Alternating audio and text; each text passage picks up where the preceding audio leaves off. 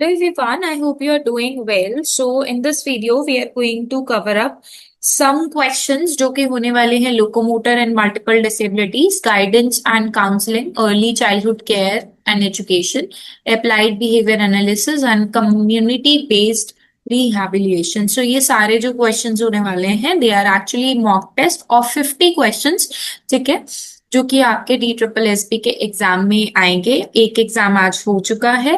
ठीक है, अब जो 2 दिन का एग्जाम्स रह गए हैं उनके लिए ये कुछ काम आ सकते हैं। राइट, एक छोटी सी रिवीजन हो सकती है। So let's start with the first question. Cerebral palsy क्या है? एक सेंसरी डिसऑर्डर है, एक न्यूरो डेवलपमेंटल डिसऑर्डर है, मास्कुलर डिसऑर्डर है या विजुअल डिसऑर्डर है? सो it is a neuro developmental disorder. Spastic, ethetoid, and ataxic are types of autism, cerebral palsy या muscular dystrophy या learning disability. So it is a type of cerebral palsy. Gait क्या होता है? Type of speech, hands movement, walking pattern, eye movement. So it is walking pattern. इनमें से कौन सा assistive device है? Ball, chalk, walker या whistle? So correct answer is walker. CP can lead to cerebral palsy, can lead to abnormalities in blood, sensation, joints and movement या फिर hormone. So the correct answer is joints and movement. Positioning and handling techniques are useful in ensuring discipline, improving test results, managing movement difficulties या फिर enhancing memory. देखो, positioning और handling techniques किसमें useful आती हैं? जो correct answer is managing movement difficulties. जो movement करते हुए जो भी डिफिकल्टीज आती हैं उसमें पोजिशनिंग और हैंडलिंग टेक्निक्स यूजफुल हैं। मस्कुलर डिस्ट्रॉफी किसको अफेक्ट करती है? आईज को, मसल्स को, स्पीच को या फिर ईयर को? As the name suggest muscular, so the answer is muscles. Polio किससे होता है? बैक्टीरिया से, फंगस से, वायरस से या हार्मोन से? So it is caused by polio virus. Right, so C answer is correct.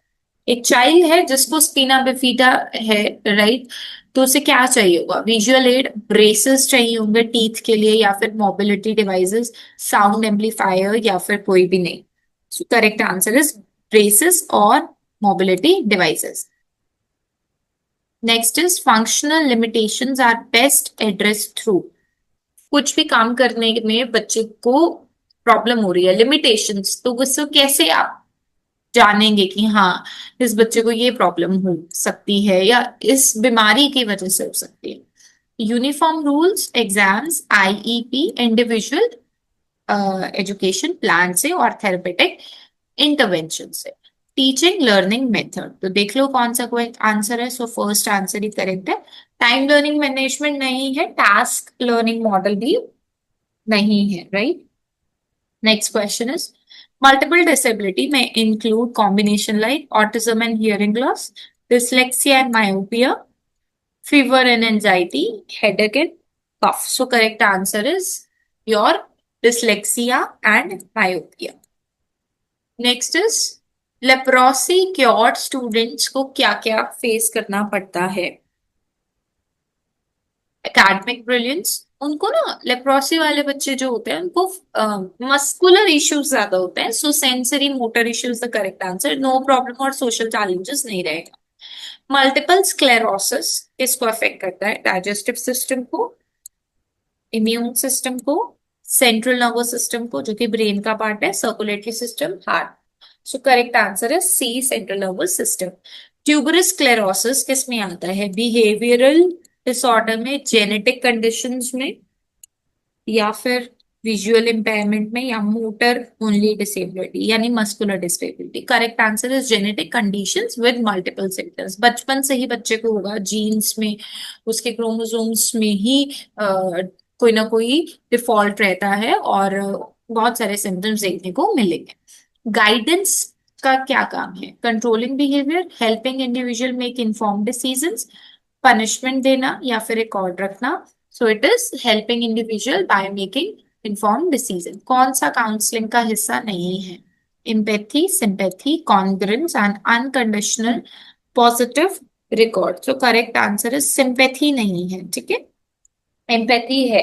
Empathy होती है जब हम किसी की प्रॉब्लम को अपना समझते हैं या फिर हम अपने आप को उसके शूज में रखते हैं, right.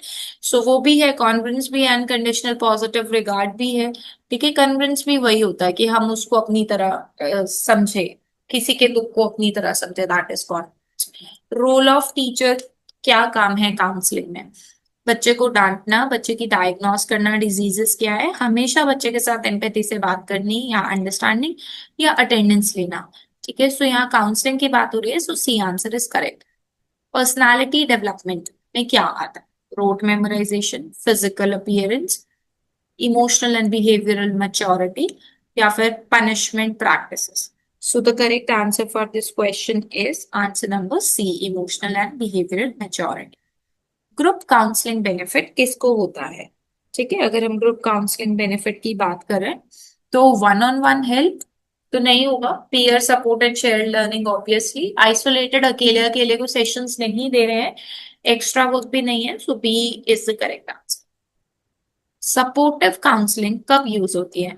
Diagnosing physical illness, students with stress और ट्रॉमा, राइटिंग करिकुलम, या फिर पेरेंट्स मीटिंग। सो सपोर्टिव में हम कब यूज करते हैं सपोर्टिव? सो काउंसलिंग की अगर हम बात करें सपोर्टिव की, सो दैट इज तब जब स्टूडेंट को कोई स्ट्रेस हो, कोई ट्रॉमा हो, उस टाइम पे यूज होती है, पेरेंट मीटिंग के लिए नहीं यूज होगी। वोकेशनल गाइडेंस किससे रिलेटेड है? वोकेशनल का मतलब है बच्चे को एक अच्छा स्किल आना चाहिए जिसमें हम उसको गाइडेंस दे रहे हैं या हम उसे सिखा रहे हैं। तो obviously job related, physical health और entertainment and food and health के बारे में बात नहीं कर रहे हैं। सेल्फ एस्टीम चिल्ड्रन में कब इन्हांस होती है? जब आप बच्चे को मोटिवेट करोगे, इनकरेज करोगे, उसको रिकॉग्नाइज करोगे, ना कि आप उसे हमेशा नेगेटिव रिमार्क्स दोगे। आप बच्चे को बोलो कि भाई, इफ अगर वो बच्चा आपको सच में लाइक करता है, आप उसके साथ पॉजिटिव तरीके से रहोगे, इनकरेज करोगे, अगर कई बार वो बात नहीं मानता है तो आप उसको पॉजिटिवली बोल सकते हो कि अगर अगर आप ऐसे नहीं करोगे तो I will not talk to you. तो वो एक बच्चे के लिए ये रहता है कि उसका कॉन्फिडेंस इतना इसमें इंक्रीज होता है कि नहीं, माय टीचर और माय पेरेंट इज लाइक कि वो मुझे इनकरेज कर रहे हैं ये चीज करने के लिए। तो इनडायरेक्टली और डायरेक्टली बच्चे का सेल्फ एस्टीम जो है, टीचर्स, पेरेंट्स सबसे पहला इंपॉर्टेंट रोल प्ले करते हैं, राइट। कभी कंपेयर मत करो बच्चे को, हर बच्चा अपनी पेस पे लर्न करता है, और कभी इग्नोर मत करो। Group leadership styles effect curriculum design, group dynamics and outcomes. Group leadership में से क्या अफेक्ट होता है? Group dynamics and outcomes, right. Formal guidance किस में दी जाती है? कैफेटेरिया में नहीं दी जाती, प्लेग्राउंड में, या फिर एजुकेशनल सेटिंग या TV programme. So C is the correct answer. Next is critical period जो है चाइल्ड की डेवलपमेंट का, वो कौन सा पीरियड है? तो जो सबसे इंपॉर्टेंट पीरियड होता है ना चाइल्ड का, that is their school transition. ठीक है, जब एकदम से स्कूल में बच्चा जाने शुरू हो गया है, that is a critical period. Neural plasticity किसको बोलते हैं? ब्रेन की रिजिडिटी, ब्रेन की फ्लेक्सिबिलिटी और लर्निंग की एबिलिटी, कि वो किसी भी चीज को लर्न कर पाएगा। So B is the correct answer. Eye coordination and physical strength नहीं है। डेवलपमेंटल सिस्टम मॉडल किसने प्रपोज किया था? प्याजे, फ्रूड, गुराल्निक, या फिर Skinner. So the correct answer is Guralnick. Inclusive early education किसको प्रमोट कर रहा है? सबको इंक्लूड करना है, तो सेग्रीगेट तो करेंगे नहीं, कॉम्पीट हम करवाएंगे नहीं, नेचुरल लर्निंग एनवायरनमेंट जरूर देंगे, और मेमोराइजेशन रट्टा नहीं मरवाना है। आईएफएसपी की फुल फॉर्म क्या है? Integrated family support plan, individualise family service plan, international family safety plan, या फिर inclusive family service policy. Correct answer is individualise family service plan. One feature of inclusive ECE, early childhood care का जो है education का, पहला feature क्या है? Rigid structure, collaborative planning, high stakes testing, या फिर टीचर सेंट्रिक अप्रोच। देखो, ना तो हमें टीचर सेंट्रिक अप्रोच करानी है, ना हमें किसी की टेस्टिंग करनी है, ना ही स्ट्रक्चर को रिजिड रखेंगे, हम मेक श्योर करेंगे collaborative planning. Open ended activity किसको एंकरेज करती है? गेस वर्क नहीं कराना है हमें, गेसिंग से कोई काम नहीं होता है। रोट लर्निंग भी नहीं करानी है, रट्टा नहीं मरवाना है। Creativity and expression. Open ended में बच्चे को मल्टीपल आंसर्स देने की आ, वो होगी, एक उनको एनकरेजमेंट मिलेगा कि हाँ ऐसे नहीं तो फिर क्या, right. Parent partnership are important because, क्योंकि वो फूड लाते हैं, क्योंकि बच्चे को डेवलपमेंट में हेल्प कर रहे हैं, सर्वे फॉर्म्स फिल कर रहे हैं, या act as a, basically parent का पार्टनरशिप तब काम में आता है जब वो बच्चे की डेवलपमेंट में सपोर्ट करें। Visual support material help children, बच्चे को जैसे फ्लैश कार्ड हो गए या कोई अच्छी मूवी हो गई, तो वो किस में हेल्प कर रहा है, फिजिकल ग्रोथ में, बिहेवियरल में, कम्युनिकेशन एंड अंडरस्टैंडिंग या फिर डिसिप्लिन। तो करेक्ट आंसर है communication and understanding. Universal design for learning supports, एक साइज सबको फिट नहीं हो सकता है, flexible and accessible learning always होनी चाहिए। कोई भी एक टेस्ट बना दिया वो सबको करना, ऐसा नहीं करना है। ग्रेडिंग हम नहीं करेंगे। So correct answer is B, flexible and accessible learning. ABA की फुल फॉर्म क्या है, ये क्वेश्चन मैंने पिछले में भी दिया था, उससे पहले वाले मॉक टेस्ट में भी दिया था। So it is applied behaviour action या फिर applied behaviour analysis, adaptive behavioural approach या active brain assessment. So correct answer is B. Discrete trial teaching is a part of traditional teaching, ABA, lecture method या inquiry based method. So correct answer is your applied behavior analysis. Positive reinforcement, जब हम positive reward दे रहे हैं तो हम punish तो करेंगे नहीं। उसका काम होता है कि बच्चा उस बिहेवियर को ज्यादा से ज्यादा, है ना, कि हमने बच्चे को बोला कि अब तुम ये करो तो तुम्हें ये मिलेगा, तो अब बच्चा नेक्स्ट टाइम से भी उसी को कर लेगा, क्योंकि उसके अंदर वो पॉजिटिव रेनफोर्समेंट आ गई है कि कुछ ना कुछ तो मुझे रिवॉर्ड में मिल ही जाएगा। वेरिएबल इंटरवल रेनफोर्समेंट, वैरी करना, ठीक है। इंटरवल रेनफोर्समेंट का क्या मतलब है, फिक्स्ड इंटरवल्स में reinforcement after a unpredictable time intervals. कहने का मतलब क्या है कि आप हर बार उसको रिवॉर्ड देते रहोगे तो उस रेनफोर्समेंट का कोई फायदा नहीं है। आपने उसको रिवॉर्ड दिया, फिर उसने अगर दोबारा बोला कि अब भी रिवॉर्ड दो, तो आप बोलो नहीं, जब मेरे को ठीक लगेगा, when the conditions are okay, unpredictable time interval के बाद जब आप रेनफोर्समेंट देते हो तो वो काम बहुत ही इजीली होता है, उसे variable interval reinforcement. Token economy किसको कहते हैं, स्कूल फीस को, सिंबॉलिक रिवॉर्ड्स को, टाइम टेबल सिस्टम को, या अटेंडेंस मार्किंग को। सो दिस इज सिंबॉलिक, जो भी रिवॉर्ड देते हैं that is token economy. ABA का extension, extension in ABA applied behaviour analysis का क्या मतलब है, reinforcing good behavior, removing reinforcement to reduce behavior, punishment या reward। So correct answer is हम reinforcement को कम करेंगे ताकि उसका भी वो behavior भी कम होता चला जाए। Response cost क्या है, gaining points, losing privilege, getting certificates या repeating instructions। So response cost ये है कि आपने privileges को lose करना। प्रॉम्प्टिंग इन एबीए अप्लाइड बिहेवियर एनालिसिस में आप प्रॉम्प्ट दे रहे हैं तो वो कैसा होगा, फिजिकल, वर्बल या फिर जेस्चर से, रिटन, वर्बल बोलकर, या फिर होगा ही नहीं। Correct answer is physical, body part से, वर्बल या फिर किसी बोल के या फिर जेस्चर से। इंटर ट्रायल इंटरवल क्या होता है, break between two reinforcement, gap between two instruction, gap between trials या टेस्ट डिले।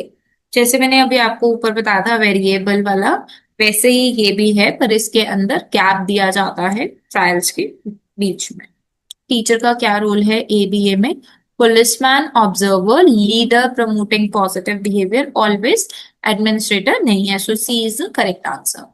सीबीआर की फुल फॉर्म क्या है, community based rehabilitation, care based rehabilitation, citizen based review या फिर clinical based research. So the correct answer is community based rehabilitation. CBR का principle क्या है, institution based care, family separation, inclusion and empowerment या फिर individual isolation. Correct answer है inclusion and empowerment. CBR community based rehabilitation है, तो ये चाहती है कि हर बच्चा इंक्लूड हो, हर बच्चे को हम एम्पावर कर सके। फोकस ग्रुप डिस्कशन किसका मेथड है, आइसोलेशन तो नहीं होगा, फोकस ग्रुप डिस्कशन है। एडवोकेसी, साइलेंस या फिर argument. So correct answer is advocacy. Peer group support help in bullying, peer group support किस में हेल्प करता है, बुली करने में, सोशली अलग हो जाने में, लर्निंग को शेयर करने में, मोटिवेशन को शेयर करने में, या फिर रिजेक्शन में। So correct answer is C. Individualise transition plans help in shifting home, medical treatment, जब बच्चा स्कूल से वर्क में जाता है तो एकदम से ट्रांजिशन आता है उसकी लाइफ में। So this is individual transition plan. Attending function नहीं होगा। So these all makes 50 question. I hope कि आपको वीडियो प्रोडक्टिव लगी होगी। अगर आपको क्वेश्चन समझ में आए और अगर आपका कोई भी डाउट हो so please let me know in the comment box. और अब वैसे भी 1-2 दिन ही रह गए हैं, so if you want me to make more such videos, so please do let me know in the comment box, right? So these are the answer की। अगर आपको फिर भी कोई क्वेश्चन मिस हो गया and if you want to see the answer, so ये आप एक बार पॉज करके वीडियो को देख सकते हैं, right? So that's all for today. Thank you so much for watching.